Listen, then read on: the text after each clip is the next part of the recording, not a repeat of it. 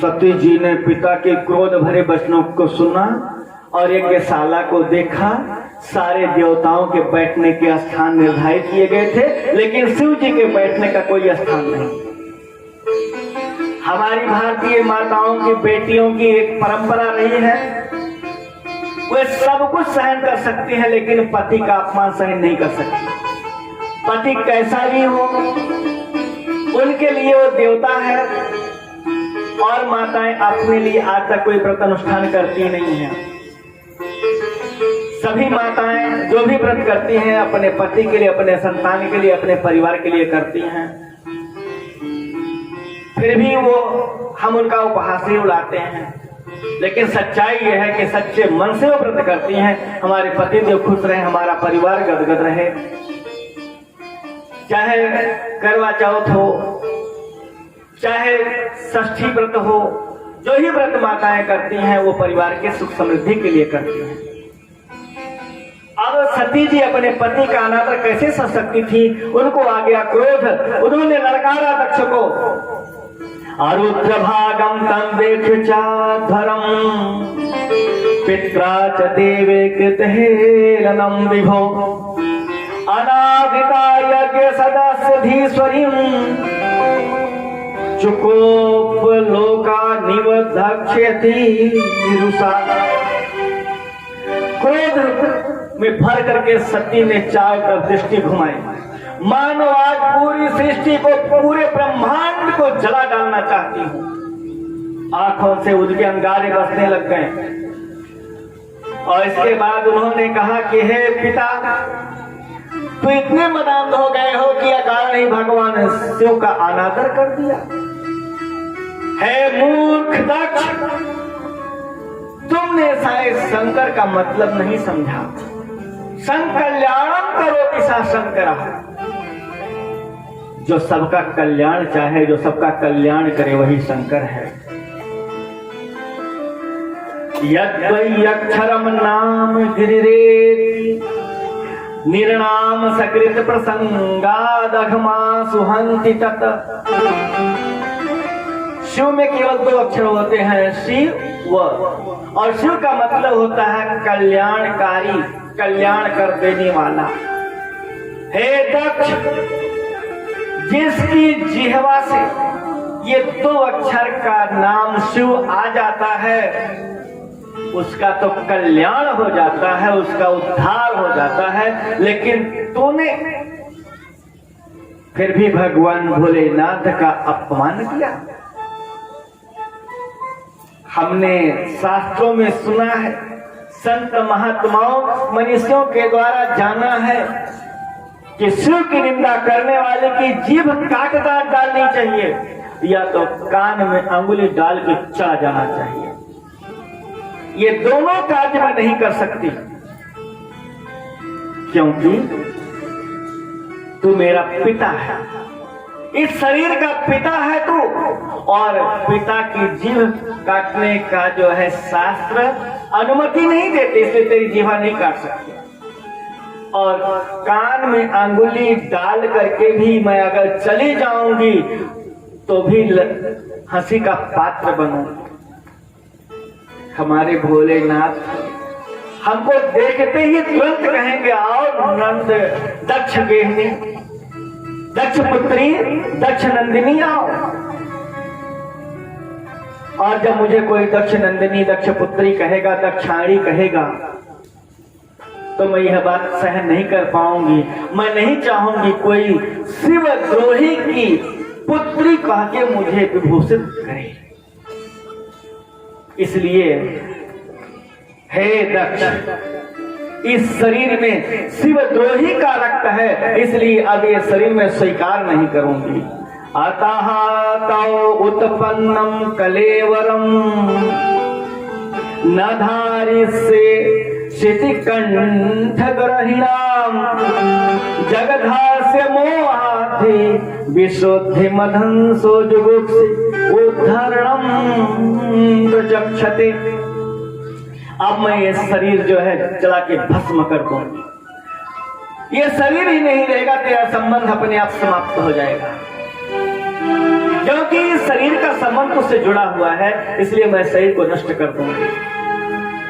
ऐसा विचार करते हुए महारानी सती ने ध्यान लगाया और इसके बाद उन्होंने सांस ऊपर चढ़ाई।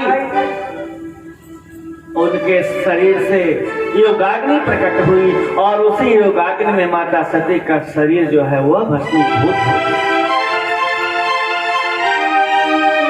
माता सती का शरीर जब भस्मीभूत हुआ, शिव के गणों ने दक्ष यज्ञ को नष्ट करना आरंभ कर दिया, लेकिन भृगु जी ने अपने मंत्र शक्ति से अनेक शक्तियों को उत्पन्न किया। उस सभी शक्तियों ने शिव के गणों को मार के भगा दिया और भवो भवान्याम निधनम प्रजापते सत्कृताय वगम्य नारदात्। भगवान भोलेनाथ यहाँ तो सत्संग में लीन है, उनको कोई चिंता नहीं, जानते सब कुछ है, लेकिन सत्संग कर रहे थे। देवर्षि नारद का आगमन हुआ। देवर्षि नारद ने भगवान भोलेनाथ को सब बताया किस प्रकार से सती ने अपने प्राण की आहुति दी। इतना सुन करके भगवान भोलेनाथ का क्रोध बढ़ गया। उन्होंने अपनी जटाओं से एक बाल निकाला और उस बाल को शिला पर पटका और तुरंत एक पुरुष प्रकट हुआ जो महापराक्रमी था। तलवार, खड्ग, त्रिशूल हाथ में लेकर के साक्षात शिव स्वरूप ही दिखाई देता था। प्रभु मुझे आपने क्यों बुलाया है? भगवान शिव ने कहा, भो वीर ते भद्रम, हे वीर तुम्हारा कल्याण हो, जाओ दक्ष सहित यज्ञ को नष्ट कर दो। नाम पड़ा वीरभद्र। वीरभद्र क्रोध करके दक्ष यज्ञ को नष्ट करने के लिए आगे बढ़ा और जितने भूत प्रेत आदि सब थे ना, वो सब के सब अब जा रहे हैं दक्ष यज्ञ को नष्ट करने के लिए। यहाँ पर वीरभद्र ने जाकर के क्रोध किया, दक्ष यज्ञ को नष्ट करना आरंभ किया। आपकी किसी की एक ना चली। जो देवता थे सब भाग खड़े भये और जो बचे रहे उनको दंडित किया गया। भृगु जी की दाढ़ी वाढ़ी नोच दी गई, मूसा देवता के दांत तोड़े गए और भग देवता की आंख निकाली गई। सबको यथोचित दंड मिला। और अब दक्ष जब भागने लग गया तो वीरभद्र ने क्या किया, दक्ष को पकड़ लिया, उसका सिर काट करके यज्ञ कुंड में स्वाहा कर दिया, आहुति। दक्ष को उचित दंड मिल गया। सारे देवता ब्रह्मा जी के पास आए, महाराज यज्ञ नष्ट हो गया और जब यज्ञ नहीं रहेगा ना तो हमारा भरण पोषण कैसे होगा? क्योंकि ये देवताओं का आहार मालूम क्या है? देवताओं का आहार केवल यज्ञ आहुति है। जब हम यज्ञ में आहुति देते हैं तो देवताओं को भोजन मिलता है, देवता तृप्त होते हैं। और आज तो यज्ञ ही नष्ट हो गया,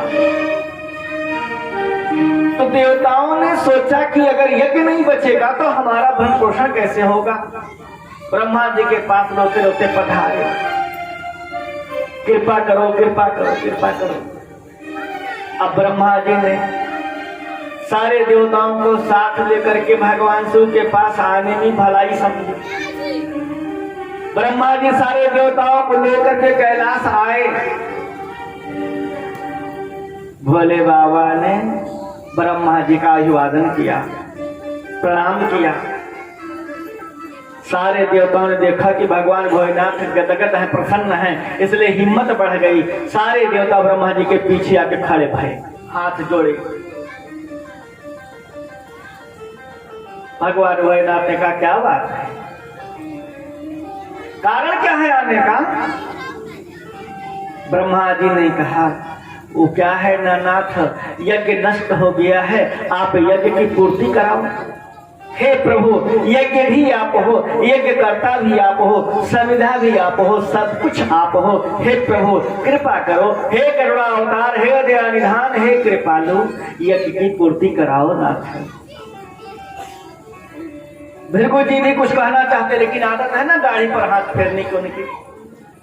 जैसे चेहरे पर हाथ फेंके, भृगु जी बेचारे लज्जित हो गए, कुछ बोल ना पाए। ब्रह्मा जी को दया आ गई। ब्रह्मा जी ने कहा, हे नाथ, भृगु जी को थोड़ी दाढ़ी प्रदान कर दीजिए, क्योंकि इनकी आदत है दाढ़ी पर हाथ फेरना। भोले बाबा ने कहा, ज्यादा नहीं मिलेगी, थोड़ी मिलेगी। भृगु जी ने कहा, थोड़ी मिल जाए चलेगा। तो भगवान भोलेनाथ ने थोड़ी सी दाढ़ी भृगु जी को प्रदान कर दिया। इसके बाद पूषा देवता आ गया। महाराज दांत टक्को ना, पूषा देवता एकदम वेदांती हो गए थे। दांत दिखा दिखा के हंस रहे थे ना, शिवगणों की हंसी उड़ा रहे थे, इसलिए उनके दांत तोड़े गए थे। पूषा देवता ने कहा, महाराज दातवे नाबा कैसे भोजन होए? भोले बाबा ने कहा, आज के बाद तुमको दान की जरूरत नहीं पड़ेगी, सत्तू घोल घोल के पियो, तुम्हारा काम चलेगा। सत्तू से तुम्हारा काम चलेगा, इसलिए पूषा देवता को सत्तू दिया जाता है। इसके बाद जो है अब भग देवता आए। भग देवता ने कहा, महाराज रखिए नाबा कैसे देखिए, हमारी आंख फोड़ दी गई है। भोले बाबा ने कहा, आज से तुमको आंख की आवश्यकता नहीं है, तो मित्र देवता की आंख से देखोगे। सब देवताओं को जो है यथायोग्य वरदान भोले बाबा ने दिया। और इसके बाद ब्रह्मा जी ने कहा, हे प्रभु अब यज्ञशाला में पधारो, आप यज्ञ की पूर्ति कराओ ना नाथ। भोले बाबा ने कहा, मैं क्यों जाऊं यज्ञ की पूर्ति कराने, मुझे क्या मिलेगा? क्योंकि दक्ष ने श्राप दिया था कि आज के बाद देवताओं के साथ शिव को यज्ञ आहुति नहीं दी जाएगी। भोले बाबा ने कहा, मुझे क्या मिलेगा? सारे देवता अब हाथ जोड़ के खड़े हो गए। बोले, प्रभु ऐसा से रुद्र भागो वस्तु यदुच्छिष्टो अधरस्य वै यज्ञस्ते रुद्र भागेन कल्पताम अद्य यज्ञहं। हे प्रभु आप प्रसन्न होइए, आज के बाद जो कुछ भी यज्ञाहुति के बाद बचेगा वो सब आपका होगा, जो कुछ भी बच जाएगा सब आपका होगा। भगवान भोलेनाथ गदगद हो गए। कोई बात नहीं है, मैं वो बचा खुच्चा से ही संतुष्ट हो जाऊंगा। वृंदावन बिहारी लाल की जय हो। एक एक शब्द में कितनी मर्यादा छिपी हुई है। यदि हमारे घर या किसी घर आप ही जाओ,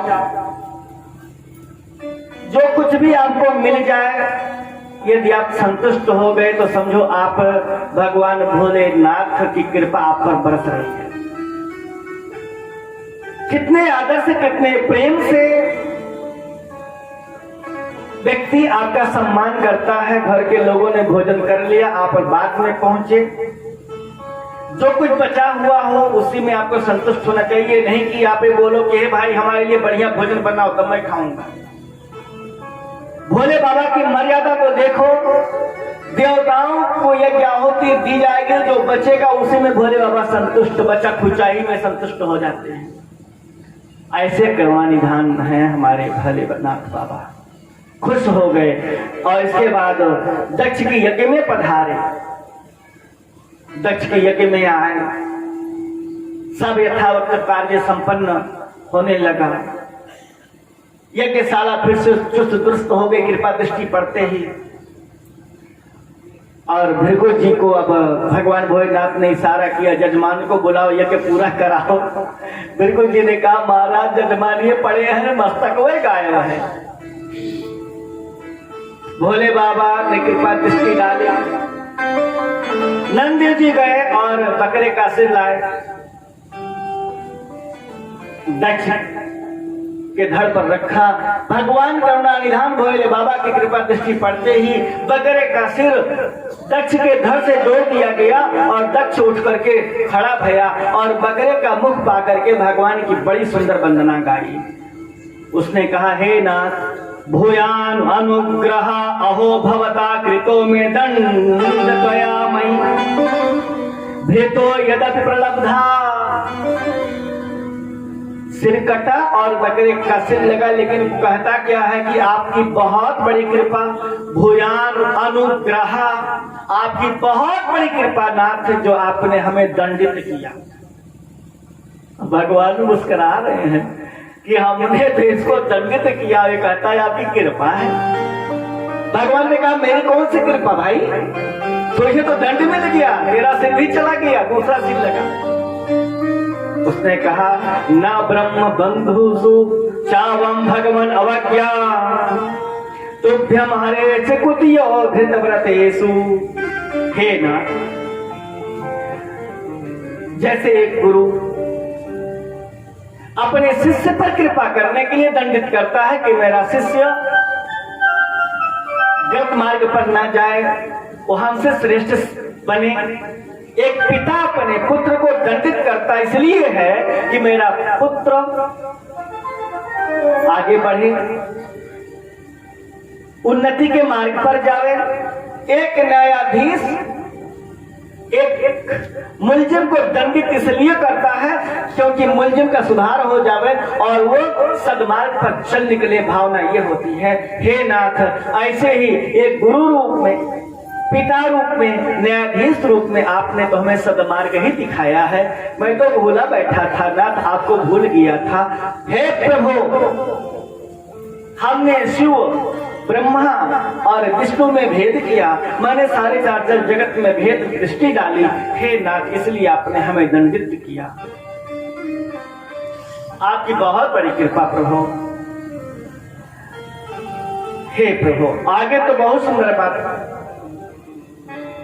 कहते हैं कि दक्ष को जो था ना, ये बकरे का सिर लगा। यहाँ पर न तो दक्ष का सिर कटा था, न बकरे का सिर लगा था। वृंदावन बिहारी लाल की जय हो। इस भाव कथा में कितना सुंदर भाव छिपा हुआ है। अजमाने होता है बकरा और अजमाने होता है हिंदी में, आज संस्कृत शब्द है। अज का मतलब होता है ब्रह्म ज्ञान, ब्रह्म।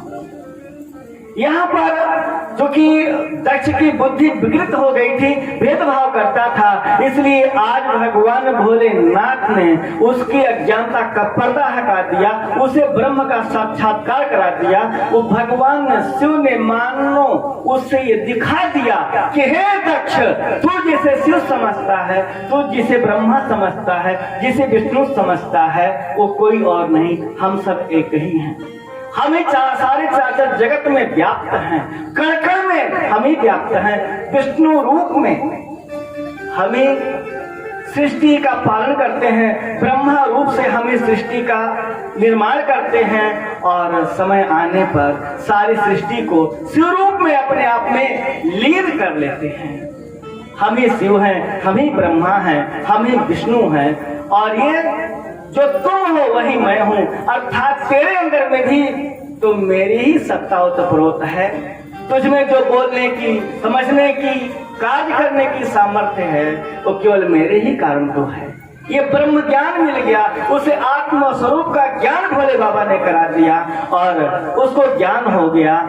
और इसीलिए हम सभी लोग आरती में भी गाते हैं कि ब्रह्मा विष्णु सदा शिव,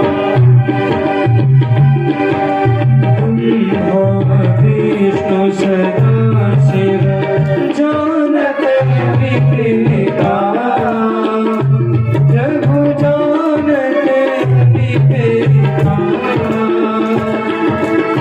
प्रणवाचर के माथे, प्रणवाचर के माथे, है तीनों में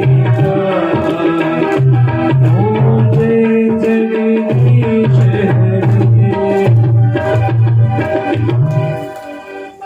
देवता अलग थोड़ी हैं, एक ही हैं। आज जो है दक्ष ने बहुत सुंदर स्तुति गाई और हम सभी लोग भगवान शिव को रिझाने के लिए जब उनके ऊपर जल चढ़ाते हैं, उनकी स्तुति करते हैं तो हर हर बम बम, हर हर बम बम की आवाज करते हैं। तो भगवान भोलेनाथ को अपने ससुर दक्ष की याद आ जाती है और वो गदगद होकर के सारी मनोकामनाओं की हमारी पूरा कर देते हैं। इसलिए भगवान शिव बड़े दयालु हैं। सबसे पहले उठने के बाद सूर्य भगवान के लिए एक लोटा जल हम अर्पण करें, फिर भगवान भोलेनाथ को भी शीतल जल जरूर चढ़ाना चाहिए। अगर इतना ही हम कर लेते हैं तो कल्याण हो जाता है। भगवान सूर्य को जब जल चढ़ाएं तो उसमें रोली चंदन डाल दें। जमुना जी का अगर जल है आपके पास तो लोटे में 2 बूंद जमुना जी का जल पहले मिला लें और तब लोटे को जल से परिपूरित करें, रोली चंदन डाल दें और इसके बाद भगवान सूर्य को अर्घ देना।